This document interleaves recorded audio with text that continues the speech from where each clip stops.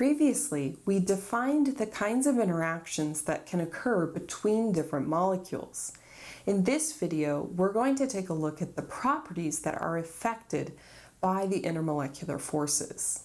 The first property we're going to look at is surface tension.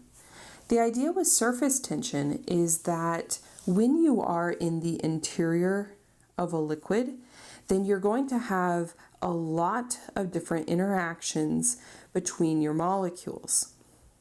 And the thing is, all of these interactions are going to lower your energy. The reason we know that is because the energy is proportional to the charges over the distance, and one of your charges is going to be positive and the other one is negative for all of the different intermolecular forces.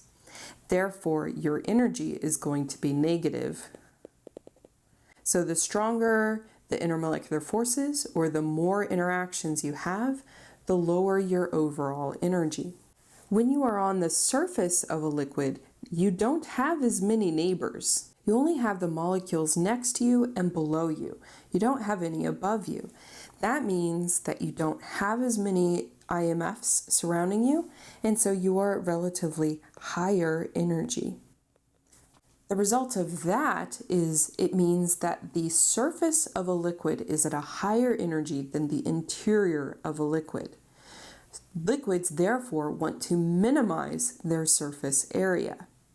Surface tension is basically the amount of energy that you have to use to create more surface. The weaker the intermolecular forces between the molecules, the smaller your surface tension, because it doesn't make as big of a difference whether you're on the surface or the interior. The stronger the IMF, the bigger the difference between the surface and the interior, and the bigger the surface tension. This has a couple of interesting implications. The first is that it can affect things that otherwise you wouldn't expect to float to be able to float. For example, a paper clip can float on the surface of water, but it will not float on the surface of benzene. And the reason for this is because water has hydrogen bonding. Benzene, which is C6H6, is nonpolar and only has dispersion. And so in order for the paper clip to sink, it has to break through the surface of the liquid. So if this is the surface, it has to create like a dip in the surface for the paper clip to go down. And with water, the surface tension is high enough that it doesn't allow this to happen. And so the paper clip will float. But on benzene, it is actually weak enough that the paper clip can break right through the surface. The other implication of surface tension is that in the absence of gravity, or if you're in orbit, then water will actually form a sphere because spheres have the least amount of surface area for the volume that they inhabit. Another property that is influenced by intermolecular forces is viscosity. Viscosity is the resistance of liquids to flowing. The reason this is influenced by intermolecular forces is because in order for a liquid to flow, some of the liquid molecules at the front of the pack, so to speak, have to get out further in front. That means they have to move away from their neighbors. And intermolecular forces are what are holding the neighbors together. So if you have strong intermolecular forces, they're not going to want to leave their neighbors very quickly, which means the liquid is very viscous. However, if you have really weak interactions between neighbors, then the ones out front will very easily flow ahead and the liquid would be very not viscous. A classic example of a very viscous liquid is pitch. So pitch is, or tar, right, is like that thick, gooey substance. So when you look at hydrocarbons, you actually have a range of viscosities from something with essentially no viscosity like methane, which has such low viscosity, it's actually a gas, right? So it doesn't even stay as a liquid. It's just like, forget my neighbors, I'm going to be so far away, I'm a gas. As you add more carbons, you become heavier. And as you get heavier, your dispersion forces are going to get stronger. And so you get into things like, butane, which is a liquid, okay? Yeah, butane's a liquid. Let's see, so you have like your gases, which only have a few carbons, and then you have liquids, which have more carbons, so like octane is another example of a liquid. And then as you get heavier and heavier, you get into things like asphalt, which has like 20-something carbons, and it's actually a mixture of lots of different hydrocarbons, but they've all got like 20-something carbons in them, and so they have really, really significant dispersion forces such that they're so high viscosity that they're not liquids at all. They are in fact solids, so they don't flow at all. Right at that line dividing liquids and solids is pitch. So it's super, super slow moving, but it is technically a liquid. So there's an experiment called the pitch drop experiment. So you can see on the diagram here, you have the pitch up here, and there is a droplet forming. And so the way that the viscosity is measured is they're looking at how fast the drops fall.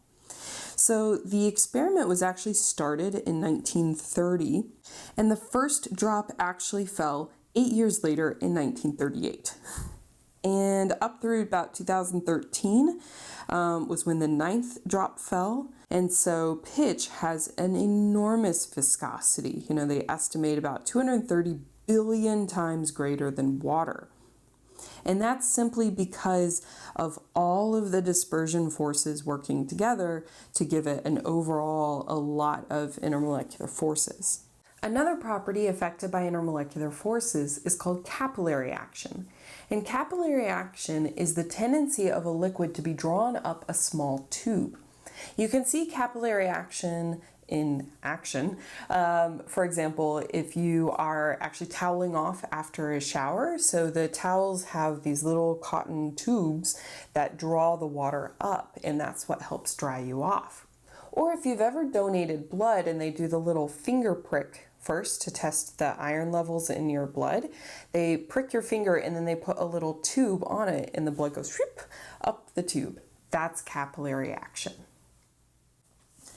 So the idea behind capillary action is that you have two different forces, which are the IMFs, but they're grouped together. So you have what are called cohesive forces, which are all of the intermolecular forces of the liquid.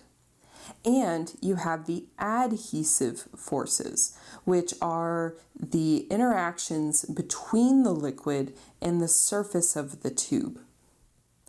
If your adhesive forces are larger, then the liquid will go up the tube. So these are the forces that are affecting the side of the tube with the water or the liquid inside. If the cohesive forces are smaller, the liquid would not go up the tube.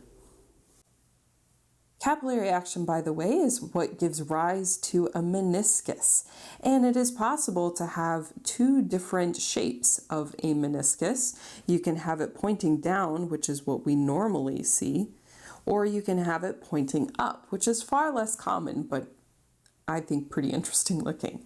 So if you're looking at this sample here on the right, which is true of the forces?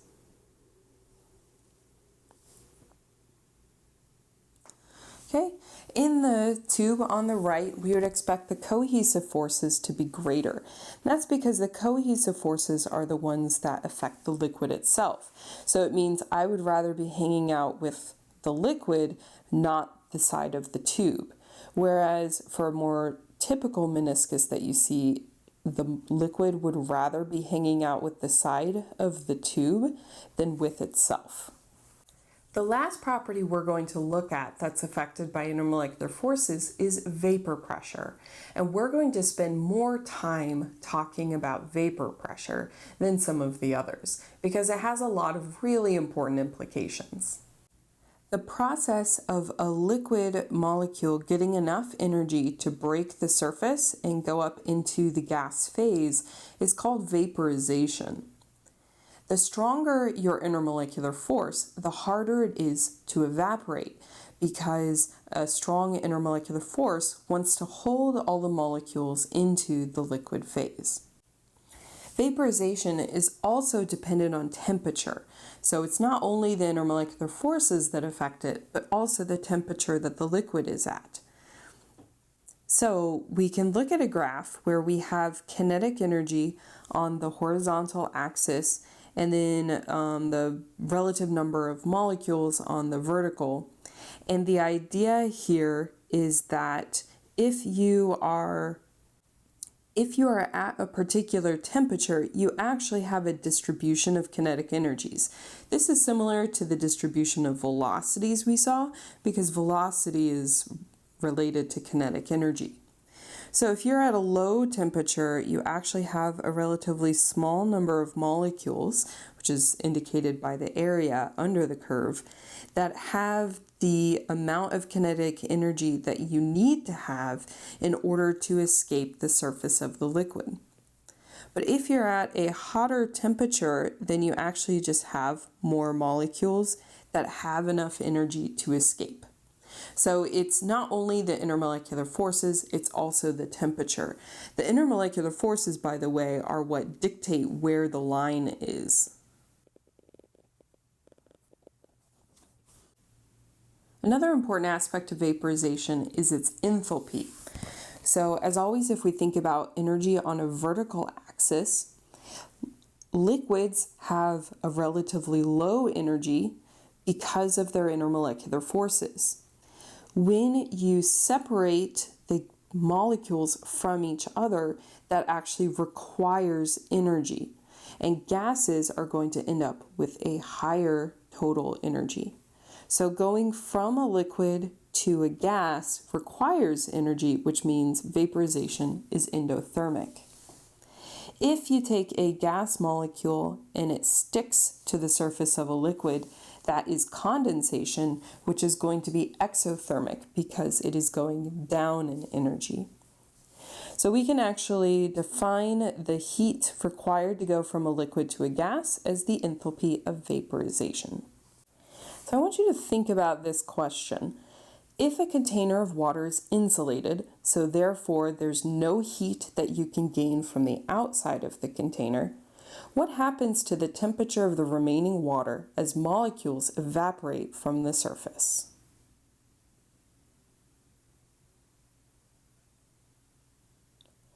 You should get that the liquid gets colder. So the idea here is that as molecules leave the surface, they are going to take energy with them. Because heat cannot come in from the outside of the container, the only place that energy can come from is the liquid itself, which means that the liquid is going to get colder. This is a process called evaporative cooling, and this is why sweating cools you off.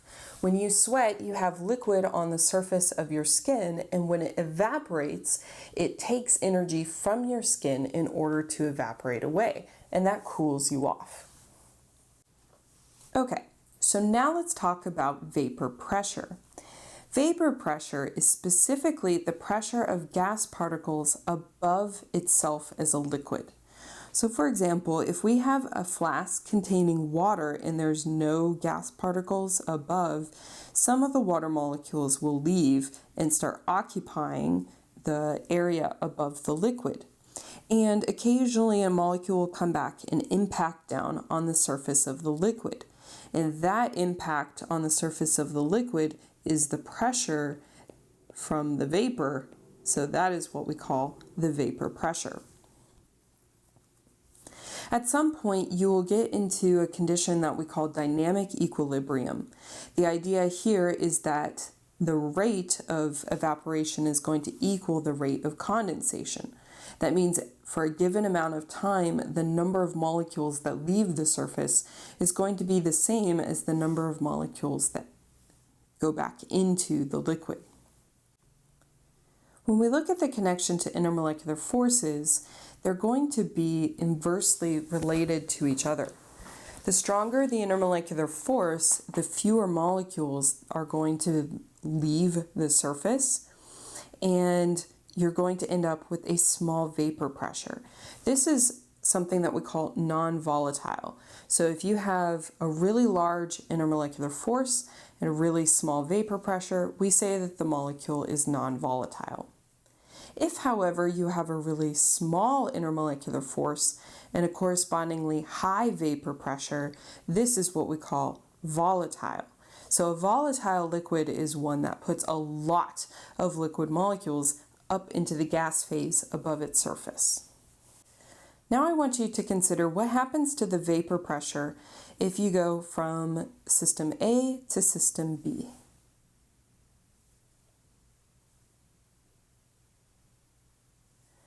This one's a little tricky. You should get that the vapor pressure stays the same. So the idea here is that if you have a relatively small surface area, you're going to only have a few molecules that are leaving and therefore only a few molecules that are coming back. If you go to a larger surface area, so if you double it, you're going to double the number of molecules that are leaving, but you're also going to double the molecules that are coming back. And because it's a bigger area, the overall vapor pressure is the same. So remember, pressure is the force that's imparted on an area. So if you double the area but double the force, the pressure overall does not change. This means that vapor pressure is actually independent of the size of the surface area, which is actually really useful because it means you can extrapolate vapor pressure to a system where you don't have a lid. And we can just say, oh, this is the vapor pressure of that liquid. If we go back to that distribution of thermal energy we looked at before, it means that there's also a connection between temperature and vapor pressure. As you increase the temperature, you have more molecules that are able to leave for the same surface area, and therefore your vapor pressure is going to go up. When your vapor pressure equals the atmospheric pressure, at that point we transition to boiling. And I'm going to talk a little bit more about why that's the case in the next slide. Let's take a closer look at evaporation versus boiling. Evaporation is a surface phenomenon. This is happening only at the surface of the liquid. You have molecules with energy that are leaving and some other molecules that are condensing back onto the surface. When you add heat, right, then you're going to start increasing the number of molecules that can leave. And what's going to happen is eventually you're going to get to a point where you have so many molecules with enough energy to leave that they can start leaving from the interior of the liquid as well as just the surface. So essentially what happens is that you've gotten to a point where all of your molecules have enough, or most of your molecules have enough energy to leave, but they're not all at the surface. And so they essentially just go into the gas phase wherever they are. Well, if you're in the interior of a liquid and you just suddenly go into the gas phase, that means you've created a bubble. So a bubble is just a pocket within the liquid where you have some of that same molecule, but it's in the gas phase instead. Because it's less dense as a gas than as a liquid, it rises to the surface and the molecules escape. So we can connect the boiling point to the magnitude of your intermolecular forces. So in this chart, we're looking at the period or row as on the periodic table, and the boiling point is the vertical axis. So the idea here is that you have your heavier molecules, so these are going to have the stronger IMFs, and then on this side you would have weaker IMFs. And this is looking at the compounds that they form with hydrogen. So the top line, or the kind of bluish purple line, this is actually oxygen and below, everything in that group. The green middle one is nitrogen and below, everything in that group. And then the red one on the bottom are the halogens. Okay, so what's actually being graphed are the three bottom elements in the column. And then what is shown here with the dashed is the extrapolation of what you would expect from the other missing compound. So this bottom green dot is what you would expect from nitrogen bonding to hydrogen. This red dot is what you would expect from fluorine bonded to hydrogen. And the purple one is what you'd expect from oxygen bonded to hydrogens. So what this means is that if you just had to predict what the boiling point of ammonia would be, you'd say it's around negative 140 maybe degrees Celsius to boil, similar to HF. And for water, it's saying, okay, it'd probably be about negative 75 degrees Celsius is when water would boil. So that's the prediction based on the trend. However, the actual boiling points are significantly different. Ammonia is still negative, but not nearly as negative as we would predict. HF actually has a positive value for the boiling point, and of course water, we know, is 100 degrees Celsius. That means that the prediction for water was about negative 75 degrees Celsius, but the actual for water is positive 100 degrees Celsius. That's almost a 200-degree difference between the predicted boiling point based on the periodic trend and the actual boiling point. So it raises the question of why is it such a significant difference between nitrogen, fluorine, and oxygen bonded to hydrogen and everything else? Well, if you remember from the previous video, the three elements that can form hydrogen bonds are nitrogen, fluorine, and oxygen. And so it is the hydrogen bond that is causing this break from the trend. The other molecules in their groups can only form dipole-dipole interactions, but these elements can form hydrogen bonding.